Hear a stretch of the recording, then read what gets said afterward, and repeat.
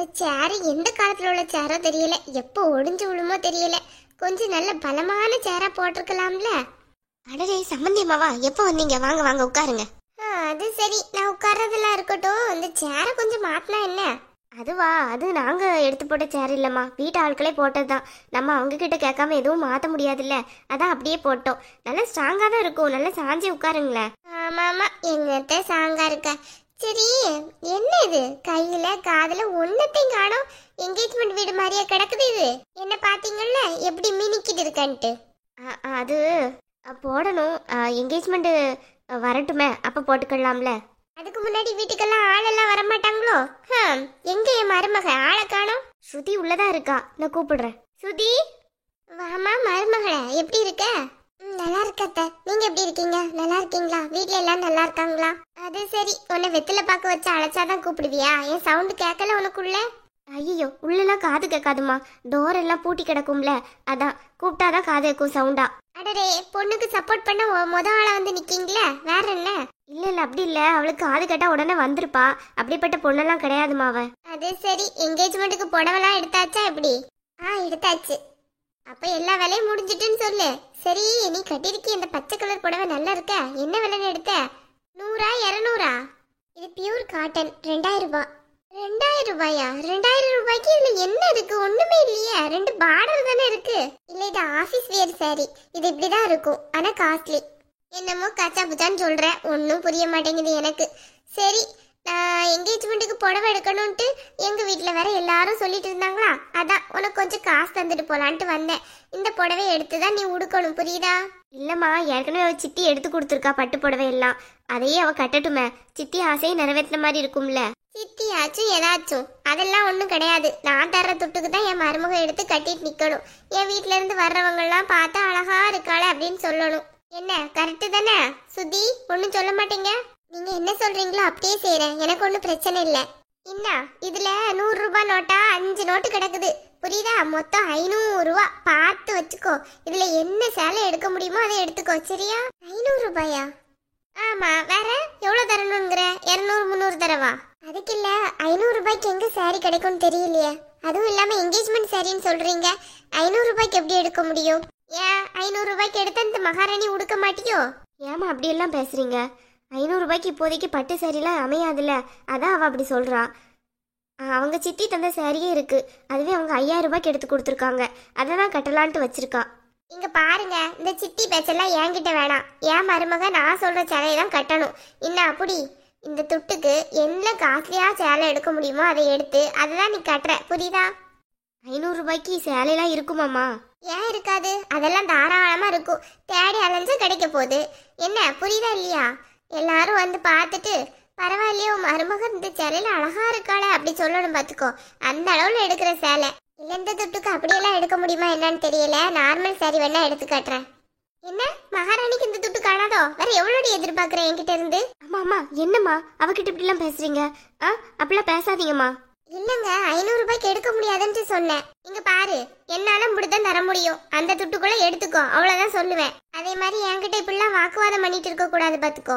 இன்னும் என் வீட்டுக்கே வந்து நுழையல, அதுக்குள்ள என்கிட்ட சண்டைக்கு வர்றியோ நீ? அம்மா, ஸ்ருதி அப்படிலாம் கிடையாதுமா, அவ அந்த மாதிரிலாம் சண்டைக்கு வர்ற பொண்ணே கிடையாது, நீங்க தப்பா நினைச்சிட்டு இருக்கீங்க. ஆமா ஆமா, ஊமை கொட்டான். அமைதியா இருந்துகிட்டு ஊரை கெடுப்பாள்ல, அவதானே இவ. என்ன இப்படிலாம் பேசுறீங்க?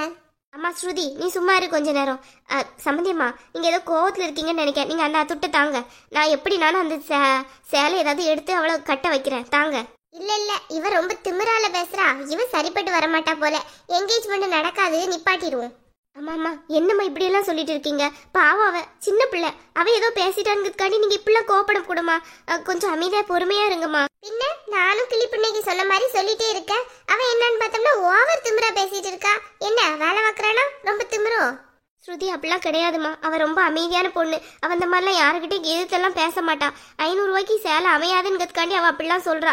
நான் எப்படியாச்சும் உங்களுக்கு நான் எடுத்துடுறேன் 500 ரூபாய்க்குள்ள. நீங்க அந்த காசை மட்டும் கொடுங்க. என்கேஜ்மெண்ட் எல்லாம் நிப்பாட்டிடாதீங்கம்மா, உங்களை கையெடுத்து கும்பிடுறேன். அது ஒழுங்கா பேசுங்க. சம்மந்தி வந்திருக்காள, ஒரு டீ போட்டு கொண்டு வரணுமே, அப்படி கிடையாது. சும்மா நின்று வளைஞ்சுக்கிட்டு இருக்குது. நான் இப்பவே போய் எடுத்துட்டு வரேன். என்ன, புரியுதா இல்லையா உனக்காச்சும் நான் பேசுறது? புரியுதுங்க. என்னது புரிஞ்சுது? 500 ரூபாய்க்கு எல்லாருக்கும் காஸ்ட்லி சாரி கிடைக்கும்னு புரிஞ்சுது. ஆனாலும் உனக்கு ஓவர் நக்கல்டி. இல்லங்க, உண்மையில தான் சொல்றேன். இங்க பாரு, என்னால இவ்வளவுதான் தர முடியும், புரியுதா? நல்ல சிலையா எடுத்து உடுத்துக்கோ, புடி. என்னது இவங்க அவங்க வீட்டுக்கு போறதுக்கு முன்னாடி என்கிட்ட இப்படி எல்லாம் பேசுறாங்க. அவங்க வீட்டுக்கு போனதுக்கு அப்புறம் அப்ப எப்படி நடந்துப்பாங்க? ஒன்றும் புரியலையே. 500 ரூபாய்க்கு நான் எங்க போய் சாரி எடுக்கிறது? அதுவும் இந்த காலத்துல 500 ரூபாய்க்கு சாரி எல்லாம் கிடைக்குமா? எங்க தேடினாலும் கிடைக்காத. ஏன் இப்படி இருக்காங்க? ரொம்ப மனமுட்டாகுது. ச்சே, 500 ரூபாய்க்கு சாரி கிடைக்கும்னு சொல்றாங்க. ச்சே, என்ன இது? கொஞ்சம் மாமியார் கெத்த காட்டி தான் வைக்கணும் இவ்வளவு கிட்ட எல்லாம். இல்லைன்னா அவ்வளவுதான், தலைக்கு மேல ஏறி உட்கார்ந்துக்கிட்டு நம்ம தலையை ஆஞ்சு விட்டுருவாழ்வே. நானும் சொல்லிக்கிட்டே இருக்கேன், அவ இஷ்டத்துக்கு கிடைக்குமா கிடைக்குமா கிடைக்குமா எம்மா வயிறாயிரம் கேள்வி கேட்டுட்டு இருக்கா. ஏன் 500 ரூபாய்க்கெல்லாம் சேலை கிடைக்காதோ?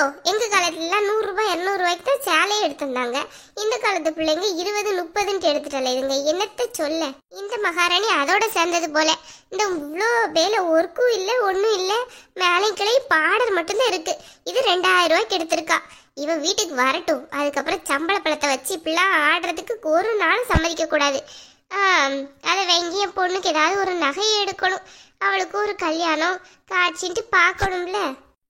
டீ இன்னும் வரலையே? டீ போடுறதுக்கு இவ்வளோ நேரமா? இருங்க, நான் போய் பார்த்து எடுத்துட்டு வரேன். மாமியார் வந்தா ஓடிட்டு நிக்கணும், இப்படி அசையாம நிக்க கூடாது பொம்மை மாதிரி. ஆமா ஆமா, போட்டு எடுத்துட்டு வந்துட்டேன், இந்தாங்க குடிங்க.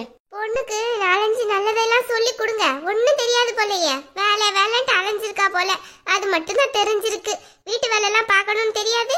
இல்ல, நான் தானே டீ போட்டு எடுத்துட்டு வரேன்னு சொன்னேன். அதான் அவங்க நின்றுப்பா உங்க கூட பேச்சு துணைக்கு வேணுமேன்ட்டு. மத்தபடி வேற ஒண்ணும் இருந்திருக்காது. தப்பாலாம் எடுத்துக்கிடாதீங்க.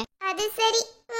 நேரத்துக்கு தகுந்த மாதிரி ஒண்ணுன்னா சொல்லுங்க. என்னத்த செய்ய, இந்த ஒண்ணு இல்லாத வீட்டுல வந்து பொண்ணையும் எடுக்கிறோம் கடைசியில. ஏன் அப்படியெல்லாம் சொல்றீங்க? என்ன ஒண்ணு இல்லாத வீடு? சுதி, சும்மா இருக்க மாட்டேன், உள்ள போனி. அதுக்கு இல்லம்மா, அவங்க பேசுறது அப்படி இருக்க. உள்ள போடணுமா? போறியா இப்படி? ஏன் அவ இதுக்குள்ள போடும்? இங்க நிக்கட்டும் கொஞ்ச நேரத்துக்கு.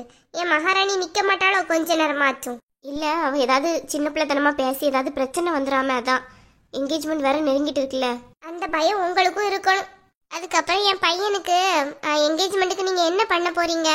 அவனுக்கு ஏற்கனவே கை செயின் வேற இல்லவே இல்லை தங்கத்துல. எடுக்கணும் எடுக்கணும் எடுக்கணும்ட்டு நினைச்சுக்கிட்டே இருந்தா எடுக்க முடிய மாட்டேங்குது. அவன் சம்பளத்தை வீட்டுக்கு போட்டு அதுல எல்லாத்தையும் போட்டு இதுக்கே எங்களுக்கு நேரம் சரியா இருக்கு. அவனும் ஆசைப்பட்டுட்டே இருக்கான், கை செயின் வேணும் கை செயின் வேணும்ட்டு. என்ன செய்ய? உங்க சைட்ல இருந்து ஏதாவது போடுறீங்களா என்ன? ஐயோ, கை செயினா? அதெல்லாம் ரொம்ப அதிகமான துட்டாவுமே. வேணும்னா மாப்பிள்ளைக்கு ஒரு மோதிரம் வேணா. என் பையனுக்கு கழுத்து செயினே போடுறதுக்கு ஆள் கிடைச்சது பொண்ணு வீட்டுல எல்லாம். அதெல்லாம் விட்டுட்டு இந்த ரதி தான் வேணும்ட்டு இங்க வந்து பொண்ணு எடுத்தோம். நீங்க என்னன்னு பார்த்தா ஒரு கை செயினுக்கு எங்க விடுறீங்க? என்னத்த சொல்ல? கை செயின் தானே, போட்டுடுறேம்மா. எப்படியாச்சும் ஏற்பாடு பண்ணி போட்டுடுறேன். எப்படிமா முடியும்? அது எதுக்கு நீ கவலைப்படுற? நான் பாத்துக்கிறேன், சும்மா இரு. சரி, அப்ப நான்